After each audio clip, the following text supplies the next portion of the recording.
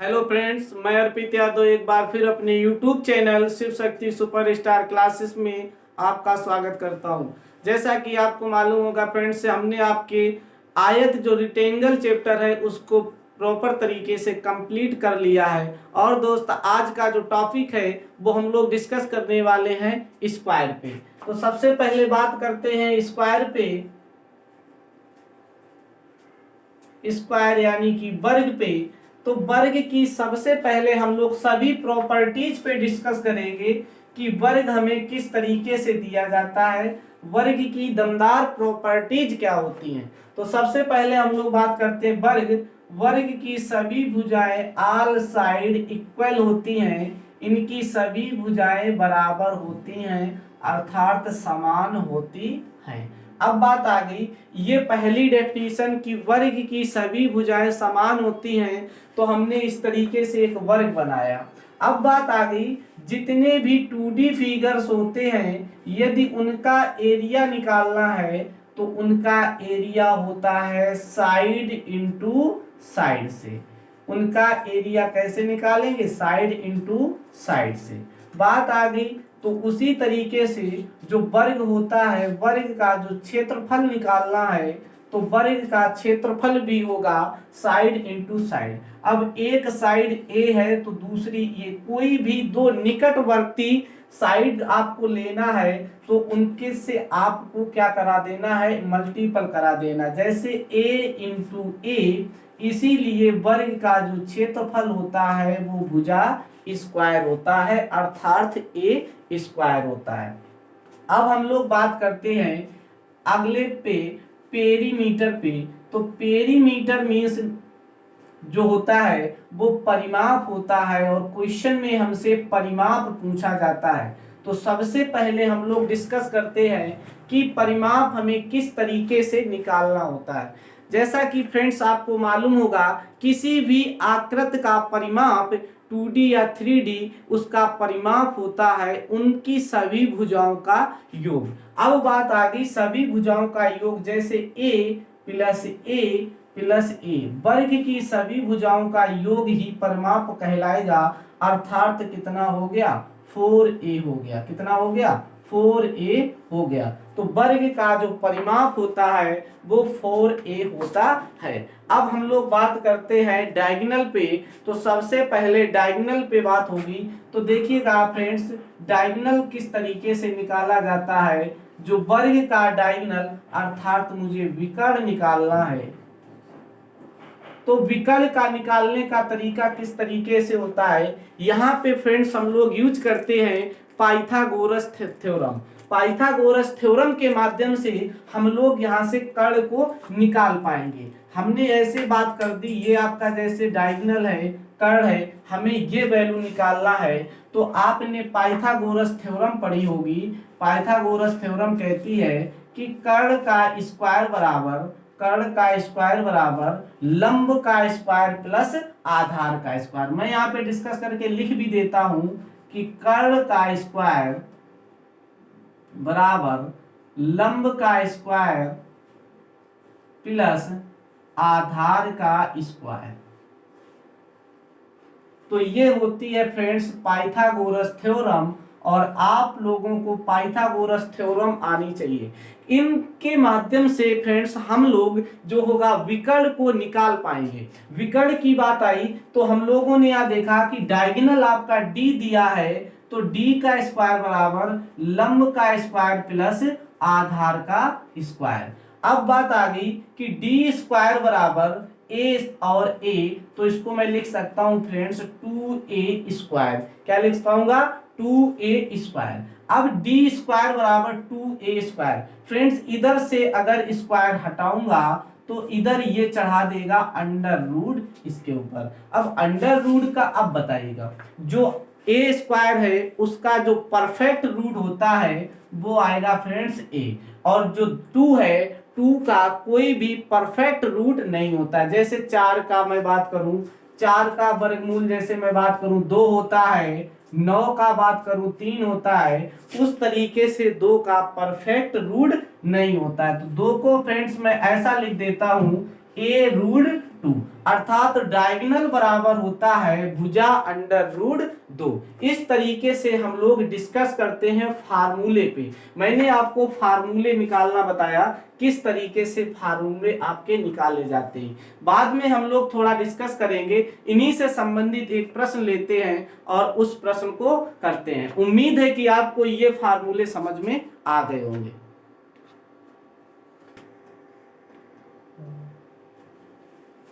चलिएगा फ्रेंड्स, जैसा कि आपके सामने एक प्रश्न है और वर्ग का मैंने फर्स्ट क्वेश्चन लिया, किसी वर्ग का परिमाप 400 सेंटीमीटर है तो वर्ग का क्षेत्रफल क्या होगा। अब बात करते हैं फ्रेंड्स इस क्वेश्चन को सॉल्व करने के लिए। तो मैंने अभी आपको बताया था कि वर्ग का परिमाप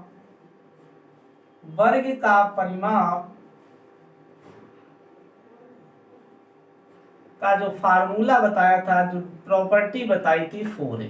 मैं यहाँ पे फ्रेंड लिख सकता हूँ कि 4a की वैल्यू आपको 400 दी गई है। 4a की वैल्यू 400 दी गई है। तो यहाँ से 4 से डिवाइड किया तो इस तरीके से जो आपका परिमाप था उनकी सभी भुजाओं का योग था, इस तरीके से मैंने जो a की वैल्यू थी वो पता करी, वो आ गई 100 सेंटीमीटर। यानी दोस्त मुझे यहाँ से जो इसका भुजा थी, जो उसकी साइड थी, वो पता चली 100 सेंटीमीटर। अब बात करते हैं फ्रेंड्स आगे कि जो वर्ग का क्षेत्रफल हमसे पूछा है, तो वर्ग का जो क्षेत्रफल निकालने का तरीका अभी मैंने डिस्कस किया था, भुजा इंटू भुजा यानी साइड का स्क्वायर अर्थात ए स्क्वायर। तो आगे बात करेंगे 100 का स्क्वायर।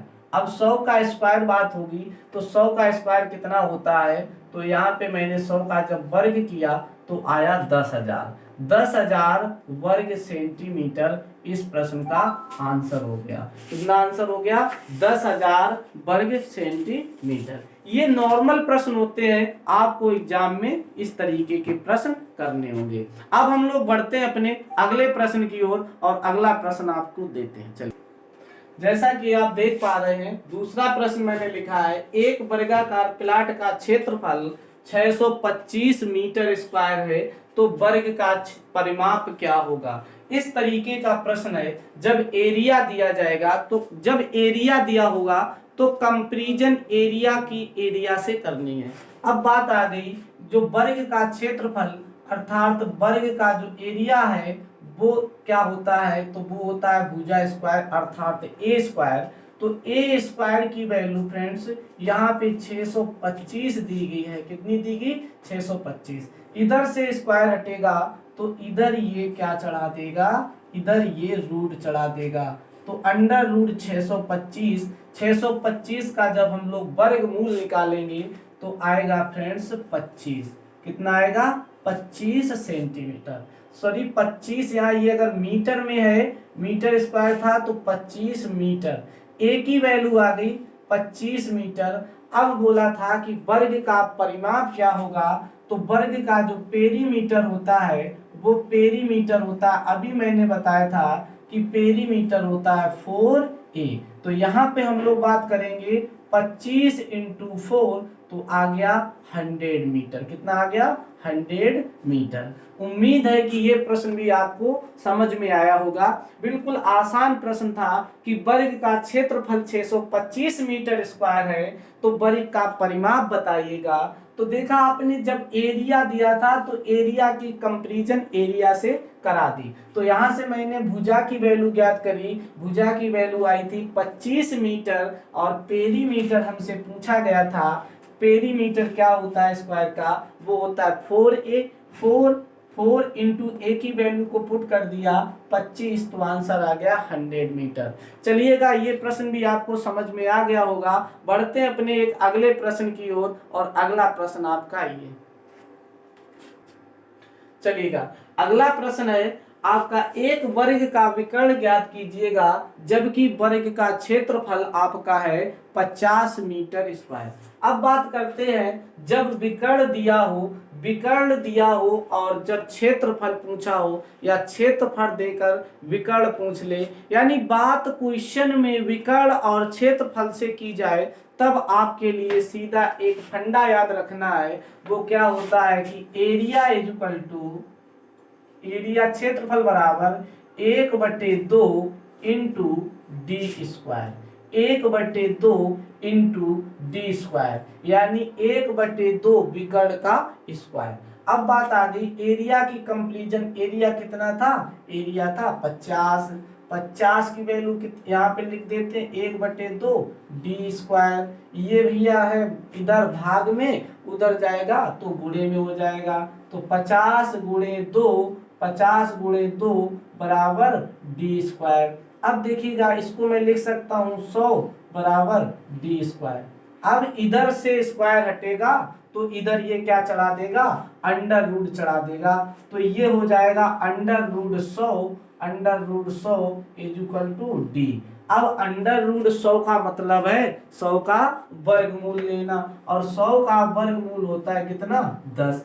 तो डी की आपके पास फाइनली वैल्यू आ गई 10। क्या आ गई, 10। इधर देखा मीटर स्क्वायर, तो हम कहेंगे कि डी बराबर आ गई 10 मीटर, डी बराबर कितनी आ गई, 10 मीटर। इस प्रश्न का आंसर कितना हो गया, 10 मीटर। उम्मीद है कि ये प्रश्न भी आपको समझ में आया होगा। बढ़ते हैं हम लोग अपने अगले प्रश्न की ओर, और इस प्रश्न का आंसर याद रखें कितना आ गया, 10 मीटर। चलिएगा बढ़ते अपने अगले प्रश्न की ओर, और अगला प्रश्न कुछ आपका इस तरीके से, चलिएगा हम लोग बढ़ते हैं अपने अगले प्रश्न, और अगला प्रश्न कुछ इस तरीके से है कि दो वर्गों का परिमाप 20 सेंटीमीटर तथा 48 सेंटीमीटर है। एक अन्य वर्ग का क्षेत्रफल उन दोनों वर्गों के क्षेत्रफल के बराबर है। कोई तीसरा वर्ग है जिसका क्षेत्रफल इन दोनों वर्गों के क्षेत्रफल के बराबर है, तो तीसरे वर्ग का परिमाप ज्ञात कीजिएगा। चलिएगा फ्रेंड्स करते हैं इस क्वेश्चन को सभी लोग।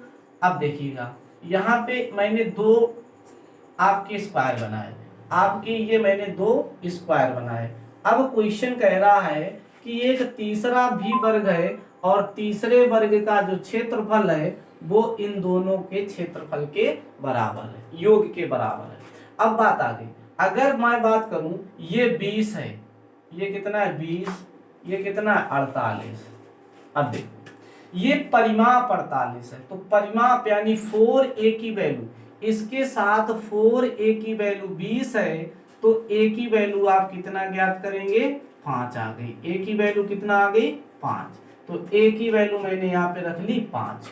अब जब 4a की वैल्यू 48 है, जब इसको मैं 4 से डिवाइड कर दूंगा तो भुजा मिल जाएगी। क्या मिल जाएगी, भुजा।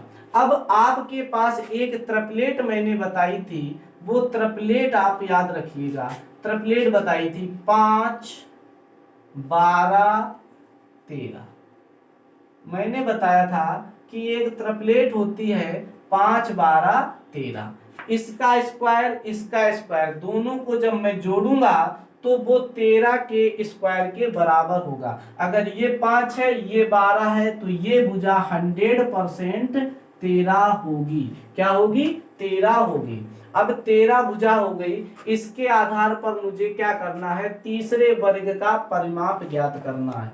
और परिमाप क्या होता है, परिमाप होता है 4a। तो हम लोग क्या करेंगे, 4a और a की वैल्यू रखेंगे 13, तो 13 इंटू 4, 13 चकू 52, 13 चकू 52। तो इस प्रश्न का जो आंसर है वो 52 सेंटीमीटर आ गया। कितना आंसर आ गया, 52 सेंटीमीटर। अब आप कहोगे इसने आसान तरीके से कर लिया, तो इसने ये बोला था कि ये दोनों का क्षेत्रफल, जो छोटे वाले वर्ग हैं वो दोनों प्रारंभ के दो वर्गों का क्षेत्रफल तीसरे वर्ग के क्षेत्रफल के योग के बराबर है। तो ये सिर्फ आप चेक आउट कर सकते हो कि 5 का स्क्वायर 25, 12 का स्क्वायर 44 और 13 का स्क्वायर 25 और 144। जब 25 और 144 को हम ऐड करेंगे तो 169। तो इस प्रश्न का जो आंसर हो गया वो 52 सेंटीमीटर हो गया। उम्मीद है कि आपको ये प्रश्न समझ में आया होगा।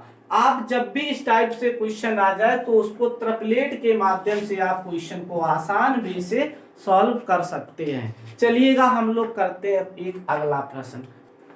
चलिएगा फ्रेंड्स, एक अगला प्रश्न है और अगला प्रश्न आपके सामने स्लाइड पे ये है कि दो वर्गों का परिमाप 24 सेंटीमीटर तथा 32 सेंटीमीटर है। एक ऐसे वर्ग का परिमाप क्या होगा जिसका क्षेत्रफल दोनों वर्गों के क्षेत्रफल के योग के बराबर है। इस प्रश्न को भी फ्रेंड्स हम लोग उसी तरीके से करेंगे। चलिएगा इस क्वेश्चन को हम लोग सॉल्व करते हैं। हमने यहाँ पे दो वर्ग बना दिए, बना दिए।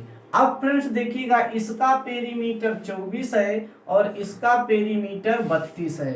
अगले का पेरीमीटर हमसे पूछा है।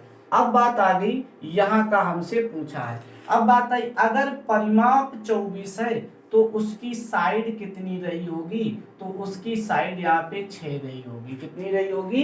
6। यहाँ पे परिमाप 32 है तो इसकी साइड भाई 4a की वैल्यू 32, तो 4 से डिवाइड कर दूं तो भुजा मिल जाएगी, तो 8 चौकू 32। अब एक बात बताइएगा, ये भुजा 6 है, ये 8 है, तो यहाँ पे कितना? तो एक ट्रिपलेट मैंने डिस्कस करी थी, ट्रिपलेट आपको बताई थी, उस ट्रिपलेट को याद करो। वो ट्रिपलेट थी 3, 4 और 5। ये इसका फर्स्ट रीजन होता, फर्स्ट पार्ट होता है। सेकेंड पार्ट इसका 2 गुना 3 का 2 गुना 6, 4 का 2 गुना 8, तो अगला भी 5 का कितना गुना? 5 का 2 गुना होगा। और 5 का 2 गुना कितना होता है फ्रेंड्स? 5 का 2 गुना 10 होता है। अब मुझे चाहिए परिमाप, तो मैंने कहा परिमाप को कैसे निकालते हैं भाई? परिमाप आप निकालेंगे 4a, परिमाप निकालेंगे 4a, यानी 4 गुणे भुजा 4 गुणे 10, तो परिमाप हो गया 40 सेंटीमीटर। कितना हो गया परिमाप? 40 सेंटीमीटर। देखिएगा, जो ट्रिपलेट बनती है वो हमेशा इन ऐसे ही बनती है कि इन दोनों के स्क्वायर का योग सदैव तीसरे के स्क्वायर के बराबर होती है। तो यहाँ से हमें चेक बिल्कुल भी नहीं करना है, तो डायरेक्टली आंसर कर देना है ट्रिपलेट के माध्यम से 40 सेंटीमीटर। उम्मीद है कि ये प्रश्न भी आपको समझ में आ गया होगा। कोई भी फ्रेंड्स इनमें डाउट रहता है तो आप बाद में कमेंट करके हमें बता सकते हो, उस पर हम लोग एक वीडियो बना देंगे आपके जितने भी डाउट होंगे। चलिएगा हम लोग बढ़ते हैं अपने एक अगले प्रश्न की ओर। चलिएगा फ्रेंड्स, एक अगला प्रश्न है। अब आया क्वेश्चन, टाइप चेंज किया है थोड़ा सा। टाइप है ये कि एरिया में परिवर्तन संबंधी प्रश्न होते हैं कि भुजा को कुछ परसेंट बढ़ाएगा और भुजा को कुछ प्रतिशत कम करेगा, तब फ्रेंड्स पूछेगा क्षेत्रफल में क्या प्रभाव पड़ा। इस तरीके का प्रश्न होगा जैसा कि आपके सामने बोर्ड पे लिखा प्रश्न। चलिएगा इसका हम लोग सॉल्यूशन करते हैं। तो इस प्रश्न का देखिएगा किस तरीके से। हमारे पास दो मेथड होते हैं। हम लोग पहले तो करते हैं फ्रैक्शन मेथड से। फ्रैक्शन मेथड देखिएगा फ्रेंड्स, सबसे पहले हम लोग इस टाइप के प्रश्न को फ्रैक्शन मेथड से सॉल्व करते हैं। फ्रैक्शन मेथड से सॉल्व करेंगे, फिर मैं आपको एक बताऊंगा एक्चुअल मेथड फ्रैक्शन मेथड से किस तरीके से। जैसे उसने बोला 30%, 30% का एक प्रतिशत से इसका फ्रैक्शन बताइए, तो 30% का जो फ्रैक्शन होता है फ्रेंड्स वो होता है 3/10। कितना होता है? 3/10। जो अपान में वैल्यू है वो मूल वैल्यू है, रियल नंबर है, उसको हम वास्तविक नंबर बोल सकते हैं, अर्थात वास्तविक संख्या बोल सकते हैं। यानी भुजा और इसका जो क्षेत्रफल होगा वो भुजा स्क्वायर होगा। तो पहले जो हमारा वास्तविक था वो भुजा 10 थी, तो 10 के आधार से क्षेत्रफल 10 का स्क्वायर कितना? 100 होगा।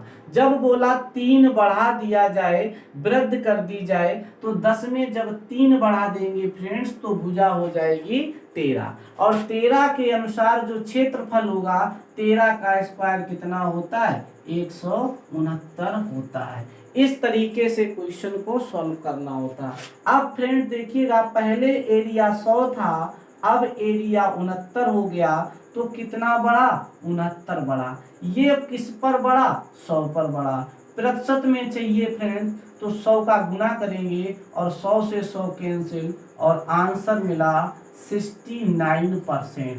तो उत्तर आ गया 69% उसके क्षेत्रफल में परिवर्तन हुआ। क्या हुआ, अगर नीचे वाली वैल्यू ये वाली वैल्यू बड़ी हुई मिलेगी तो क्षेत्रफल बढ़ा बताएंगे, और ये वैल्यू पहले से कम मिलेगी तो क्षेत्रफल घटा हुआ बताएंगे, अर्थात कहेंगे कमी हो गई। तो आपको फ्रैक्शन मेथड समझ में आया होगा। अब चलते हैं, जो मैंने एक मेथड और डिस्कस किया था, मैंने आपको एक्चुअल मेथड बताया था। तो फ्रेंड्स पहले बात करते हैं कि एक्चुअल मेथड क्या होता है। एक्चुअल मेथड पे हम लोग डिस्कस करते हैं कि एक्चुअल मेथड क्या होता है। तो सबसे पहले मैं बात करी 30%। अब देखिएगा जो एरिया होता है वो तो मैंने लिख लिया भाई, क्षेत्रफल अपने आप में कितना परसेंट, 100%। भुजा भी अपने आप में कितना परसेंट, 100%। अब बात आ गई, अगर वो 30% बोले तो 100 में 30 की वृद्धि कर दी, कितना हो गया, 130 हो गया। अब साइड इंटू साइड होता है क्षेत्रफल, तो फिर 130 हो गया। देखिएगा जब दो 2D फिगर्स में क्या करना होता है, 2 जीरो कैंसिल करना होता है। 3D फिगर्स यानी अगर 3 बार इसका यूज होगा तब 4 जीरो कैंसिल करना है, यानी तब नीचे 2 बार 100 रखना है। और जब यहाँ पे जब 2D फिगर्स में एरिया की बात आई तब नीचे 100 रखना है। तो 13 इंटू 13 तो फ्रेंड्स हो गया 169, 169%। अब देखिएगा 100 से 169% तो कितना बढ़ गया, तो 69% बढ़ गया, अर्थात हमारा क्षेत्रफल बढ़ जाएगा, वो भी कितना परसेंट, 69%। उम्मीद है कि आपको फ्रैक्शन मेथड और एक्चुअल मेथड दोनों समझ में आ गए होंगे। चलिएगा फ्रेंड्स, एक हम लोग इसी से रिलेटेड एक प्रश्न लिखते हैं और सभी लोग उस प्रश्न को समझते हैं। चलिएगा उस प्रश्न को करते हैं। चलिएगा फ्रेंड्स, केवल मैंने यहाँ पे वैल्यू चेंज करी है, सिर्फ मैंने वहाँ पे 50% की है। अब इस टाइप के प्रश्न को यानी उसी बेस से क्वेश्चन को सॉल्व करना है। चलिएगा फ्रैक्शन मेथड सबसे पहले यूज करना है, फ्रैक्शन मेथड से क्वेश्चन सॉल्व करना है, तो फ्रैक्शन मेथड हम लोग यूज कर लेते हैं। देखिएगा फ्रेंड्स, फ्रैक्शन मेथड किस तरीके से अप्लाई करना, जैसे बोला 50%, तो 50% का फ्रेंड्स फ्रैक्शन क्या होगा, 1/2 होगा, 1/2 होगा। फिर बात आ गई कि यहाँ पे भुजा और उसका जो क्षेत्रफल होता है वो भुजा स्क्वायर होता है। तो पहले जो मूल उसकी साइड थी यानी रियल साइड आपकी 2 थी, 2 के आधार पर 2 का स्क्वायर, और 2 का स्क्वायर फ्रेंड्स कितना होता है, 4 होता है। अब आगे बात आई, जब उसने कहा बढ़ा दी तो 2 में 1 बढ़ा दिया, तो 2 में जब 1 बढ़ा देंगे तो फ्रेंड्स कितना हो जाएगी, फिर हो जाएगी 3। अब जब भुजा 3 हो गई तो 3 का स्क्वायर किया, और 3 का स्क्वायर फ्रेंड्स होता है 9। पहले 4 था क्षेत्रफल, ये आपका क्षेत्रफल है, और फिर हो गया 9, तो कितना बढ़ गया, तो बढ़ गया 5। ये फ्रेंड्स किस पर बढ़ गया, 5 की वृद्धि किस पर, 4 पर। 5 की वृद्धि है 4 पर, इसको प्रतिशत में बदलना है तो 100 का गुना, 4 से कैंसिल किया 25 बार, और 25 इंटू 5 तो आंसर आया 125%। ये आपका रहा फ्रैक्शन मेथड। फ्रैक्शन मेथड से आपने आसान तरीके से आंसर ले लिया 125%। अब मैं एक्चुअल मेथड से दूसरी जो ट्रिक्स है उससे जो आपका आंसर करना है वो क्या होगा समझ लेते हैं। पहले क्षेत्रफल कितना था, 100 था, 100% लिख लिया, 50 बढ़ा दिया तो भुजा कितनी हो गई, 150, और 2 बार करना है क्योंकि ये 2D फिगर्स है, 2 जीरो कैंसिल, 15 में 15 कितना हो गया, 225 हो गया। अब देखिएगा फ्रेंड्स, पहले 100 था, अब 225 हो गया, तो कितना बढ़ गया, 125% बढ़ गया। यही आपका आंसर है। अगर ये वैल्यू बढ़ी हुई मिलेगी तो हम लोग वृद्धि बोलेंगे, और ये वैल्यू घटी हुई मिलेगी तो हम लोग कमी बोलेंगे। तो यहाँ पे 125% की क्या हो गई, वृद्धि हो गई है, 125% की वृद्धि। आपको इस टाइप के प्रश्न जब भी मिले एग्जाम में तो आप एक्चुअल मेथड यहाँ से भी कर सकते हो, ट्रिक्स के माध्यम से कर सकते हो या फ्रैक्शन से कर सकते हो। किसी बच्चे को कोई भी डाउट नहीं होना चाहिए, आप लोग आसान वे से इस प्रश्न को कर पाएंगे। चलिएगा हम लोग एक अगले प्रश्न की ओर बढ़ते हैं और अगले प्रश्न को आपको सॉल्व करना है। तो अगला प्रश्न लेते हैं और अगला प्रश्न कुछ इस तरीके से। एक प्रश्न अगला है, एक तार को जब एक वर्ग के रूप में मोड़ा जाता है तो उसके द्वारा घिरा क्षेत्रफल 484 वर्ग सेंटीमीटर है। तार द्वारा घिरा क्षेत्रफल क्या होगा यदि इस तार को एक वृत्त के रूप में मोड़ा जाता है। ये फ्रेंड्स थोड़ा अच्छा प्रश्न है, इस पे हम लोग चर्चा करते हैं, पहले समझते हैं। सबसे पहले वर्ग की बात हुई है तो वर्ग पे थोड़ा चर्चा कर लेते हैं, किस तरीके से वर्ग का प्रश्न था। यहाँ पे मैंने एक वर्ग बनाया, ये आप फ्रेंड्स आपका एक वर्ग है और ऐसे करके मैंने एक वर्ग बनाया। इसका जो क्षेत्रफल था वो 484 वर्ग सेंटीमीटर था। अब बात आती फ्रेंड्स कि वर्ग का क्षेत्रफल अगर 484 है तो इसका क्षेत्रफल यूनिट में क्या होता है तो भुजा स्क्वायर होता है। अब भुजा स्क्वायर अर्थात इसकी वैल्यू मैं लिख सकता हूँ 484 सेंटीमीटर स्क्वायर। अब इधर से स्क्वायर हटेगा तो उधर ये रूट चढ़ा देगा तो अंडर रूट के अंदर हो जाएगी 484 सेंटीमीटर स्क्वायर। तो बात आती है तो यहाँ से हमें इसका जो वर्गमूल लेंगे तब मिलेगा 22 सेंटीमीटर। यानी फ्रेंड्स इसकी जो वैल्यू है यानी जो इसकी साइड है, मुझे साइड पता चल गई, ये 22 यानी सभी साइड इसकी प्रत्येक भुजा कितनी है 22 आ गई। अब बात आ गई आगे कि इसको क्या किया, इसके द्वारा घिरा क्षेत्रफल क्या होगा। ये घिरा क्षेत्रफल यहाँ कह रहा है इसके द्वारा घिरा क्षेत्रफल इतना था, चलिएगा ठीक है। अब वर्ग को क्या करेंगे, जब इसको मैंने मोड़ा था, देखिएगा ये 22 ये 22 जो ये तार था, यानी तार की अगर मुझे इस लंबाई, ये जो वायर है इस वायर की जो लंबाई चाहिए तो मुझे कहूंगा मैं ये 22 और यहाँ पे दूसरा, अब देखो ये वाला पॉइंट ये भी 22, ये जब मैं इस वायर को सीधा करूंगा तो ये 22 का बन जाएगा। ऐसे करके 22 का एक कंप्लीट लेंथ बन जाएगी। तो ये जो यहाँ से लेकर यहाँ तक ये जो लेंथ है इसी को मोड़कर उसने क्या किया है, इसी को मोड़कर एक वृत्त बनाया है। तो सबसे पहले मैं पता करता हूं यहां से टोटल ये कंप्लीट जो लेंथ है तो वो कितनी हो गई, तो वो हो गई 88 सेंटीमीटर। अब फ्रेंड्स जब मोड़ के बनाया जाता है तो इसकी ये परिधि ही तो होगी, यानी वृत्त की जो परिधि होती है, सबसे पहले हम लोग वृत्त की परिधि पे बात करते हैं। तो वृत्त की जो परिधि होती है, वृत्त की जो परिधि होती है वो परिधि होती है 2 पाई आर। अब बात आ गई 2 इंटू पाई का कोशियन मान 22/7 इंटू आर और ये दिया गया है 88। देखो 22 दूनी 44 और 44 दूनी 88 तो आर बराबर 7 इंटू 2 तो आर की वैल्यू आ गई 14 सेंटीमीटर। यहाँ से मुझे रेडियस मिल गई है और यहाँ से मुझे रेडियस कितना मिली है 14 सेंटीमीटर।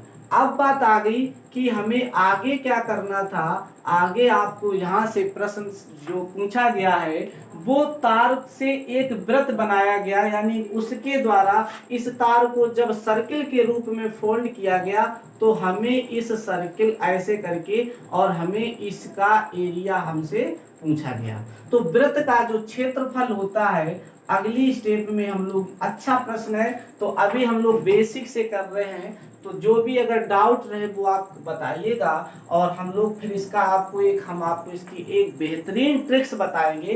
तो इसका जो क्षेत्रफल होगा, क्षेत्रफल होता है पाई आर स्क्वायर, यानी पाई का मान 22/7, आर का मान 14 इंटू 14। तो यहाँ से 7 दूनी 14, अब 22 दूनी, तो इधर जब मैं सॉल्व करूंगा तो ये आएगा 44 इंटू 14। 44 इंटू 14 जब करेंगे फ्रेंड्स तो आएगा 616 वर्ग सेंटीमीटर। 616 वर्ग सेंटीमीटर। उम्मीद है कि ये प्रश्न आपको समझ में आया होगा। बिल्कुल बेहतरीन प्रश्न था। और पहले इसको मैंने वर्ग से किया और वर्ग को करने के बाद आपको फिर वर्ग से फिर क्या करना था, वृत्त की परिधि जो ये फोल्ड किया गया था, ये लंबाई मैंने टोटल लेंथ पता की और फिर यहाँ से परिधि निकाली। परिधि से मैंने देखा आपको रेडियस मिल गई और रेडियस से हम लोगों ने उस वृत्त का क्षेत्रफल पता कर लिया। इस वृत्त का क्षेत्रफल कितना आ गया, जो वायर फोल्ड किया था मैंने, उस वायर के द्वारा जो घिरा एरिया था वो आ गया 616 वर्ग सेंटीमीटर। ये इस प्रश्न का जो आपका था वो आंसर था 616 वर्ग सेंटीमीटर। अब बात आई कि इतना लंबा मेथड हो गया, अब थोड़ा आसान हो सकता था, तो अब हम लोग बात करते हैं बिल्कुल ट्रिक्स पे। अब मैं इधर साइड में ट्रिक्स लिखूंगा और आप लोग उस ट्रिक्स को समझिएगा। इतने में मैं कराऊंगा आपकी ट्रिक्स। तो इस टाइप के प्रश्न जब भी आपको एग्जाम में मिले तो उनको आप ट्रिक्स के माध्यम से क्वेश्चन सॉल्व कर सकते हैं। ये आपका बेसिक था, मैं यहाँ पे लिख दूं, ये बेसिक स्टैंडर्ड तरीका था। अब हम लोग बात करते हैं ट्रिक्स पे। ट्रिक्स पे क्या होती है, सबसे पहले हम कुछ आपको स्क्वायर और सर्कल का, यहाँ पे हम आपको एरिया में किसका रेशियो, सबसे पहले हम लोग स्क्वायर और सर्कल, यहाँ देखिएगा एरिया में थोड़ा मार्कर ले लेता हूं।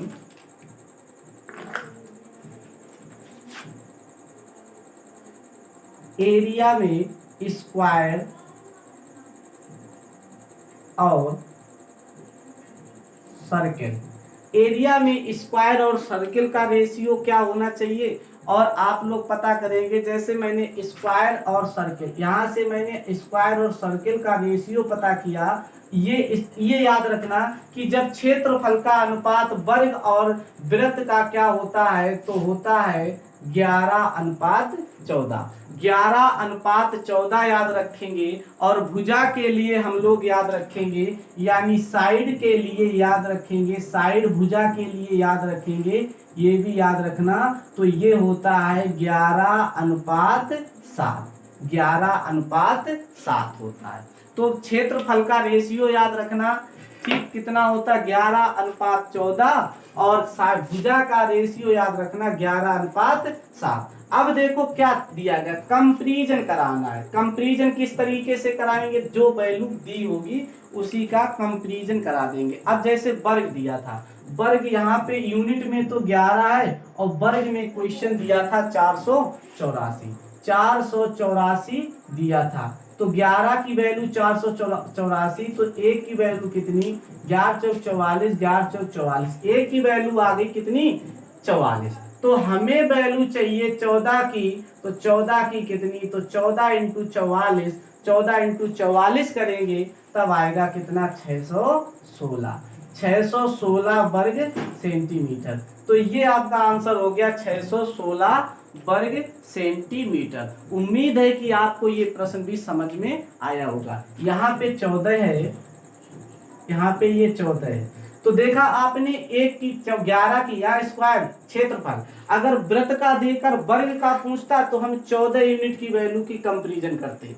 11 की वैल्यू यहाँ पे कितनी 484 है, 11 की वैल्यू 484 है, तो 1 की वैल्यू 44, तो 14 यूनिट की वैल्यू कितनी, तो 44 इंटू 14 किया तो आंसर हो गया 616 वर्ग सेंटीमीटर। ये आपका बेसिक रहा, ये आपकी शॉर्ट ट्रिक रही। बिल्कुल आसान वे से आपके आंसर आ जाएंगे। ऐसे ही बेहतरीन ट्रिक्स पाने के लिए हमारे YouTube channel Shiv Shakti superstar classes को आप लोग सब्सक्राइब करिएगा, लाइक करिएगा और हम आपको देते रहेंगे आपको ऐसी ही बेहतरीन वीडियो। Thank you. आज की क्लास को यहीं तक रखते हैं। Thank you, bye bye, take care.